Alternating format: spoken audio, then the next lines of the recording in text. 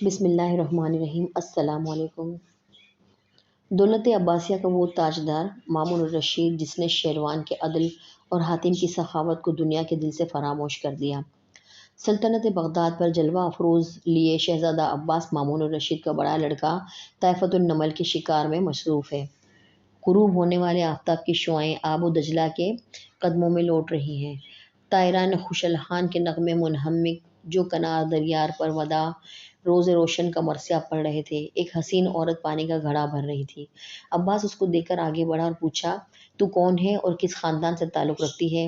کیا ایسے غیر آباد مقامات پر بھی جہاں پہاڑ اور جنگلوں کے سوا کچھ نہیں ہے حسن جنم لے سکتا ہے؟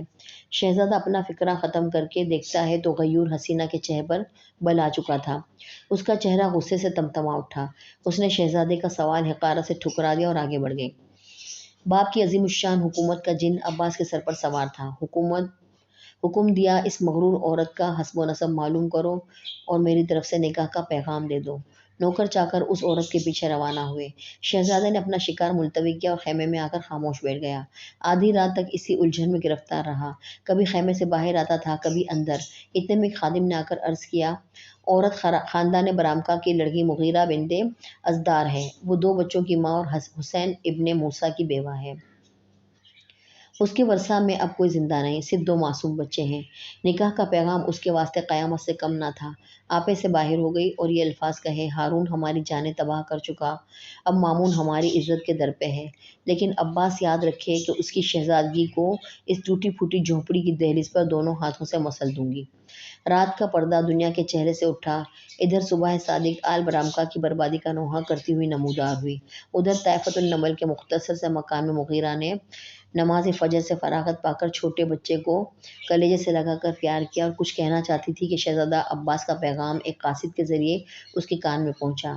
شہزادہ عباس کا غصہ تیری جان اور مال خاک میں ملا دے گا۔ یہ مکان ضبط کیا جاتا ہے اور تجھ کو 2 گھنٹے کی اجازت ہے، یہ مکان خالی کر دے۔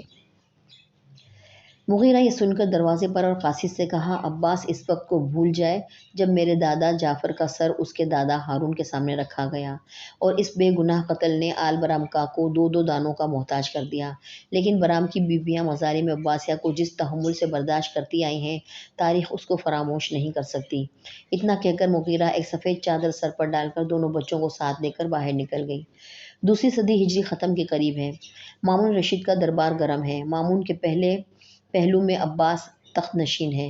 امراء وزراء خاموش بیٹھے ہیں کہ مظلوم مغیرہ جس کا چہرہ 14ویں رات کو شرماتا تھا لیکن اب ضعیفی کے آثار نمودار ہو رہے تھے، دربار شاہی میں حاضر ہوئی اور کہا، ایک بیوہ کا مکان صرف اس لیے کہ وہ اپنی عصمت کی محافظ تھی، سلطنت عباسیہ کو مبارک ہو، لیکن مامون الرشید ایک دن اس بادشاہ کو بھی منہ دکھانا ہے جس کی سلطنت کبھی فنا نہ ہوگی۔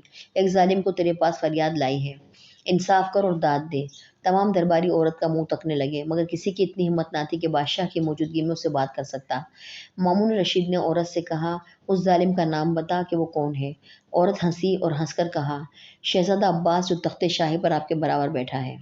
آج مسلمان دنیا بھر کے عیوب کا مخزن ہو جائیں مگر یہ مردہ قوم کبھی زندہ بھی تھی۔ مامون کا چہرہ اتنا سنتے ہی غصے سے سرخ ہو گیا۔ اس نے چوبدار کو حکم دیا کہ عباس کو اس عورت کے برابر کھڑا کر دے تاکہ مدعی اور مدعا علیہ میں کوئی امتیاز نہ رہے۔ شہزادہ عباس خاموش تھا اور ہر سوال کے جواب میں رک رک کر ایک آدھ بات کہہ دیتا تھا۔ مغیرہ دھڑلے سے اپنی داستان مصیبت بیان کر رہی تھی۔ اس کے چہرے سے عصمت کا خون ٹپک رہا تھا، یہاں تک کہ اس کی زبان سے یہ لفظ نکلے، عباس یہ صحیح کہ تو مامون رشید کا لڑکا اور سلطنت کا مالک ہے، لیکن یہ ہاتھ منتظر تھے اس وقت کہ اگر تو اپنی دھن میں آگے بڑھ کر قریب پہنچتا تو تیری گردن خاک میں ملا دیتے۔ آل برامکا کی دولت عباسیوں نے پامال کر دی مگر ہماری عصمت وہ دولت ہے کہ ہم عباسی سلطنت کو اس پر قربان کر دیں۔ وزرائے سلطنت مغیرہ کی جرأت پر متعجب ہوئے اور کہا، یہ بے باکی آداب شاہی کے خلاف ہے، ادب سے گفتگو کرو۔ مامون نے کہا، اس کو مت روکو، یہ حق رکھتی ہے کہ جو کچھ اس کے منہ میں آئے کہے۔ یہ صرف اس کی صداقت ہے جس نے اس کی زبان کو تیز اور اس کے حوصلے کو بلند کر دیا، اور عباس کی کمزوری ہے جس نے اس کو گونگا بنا دیا۔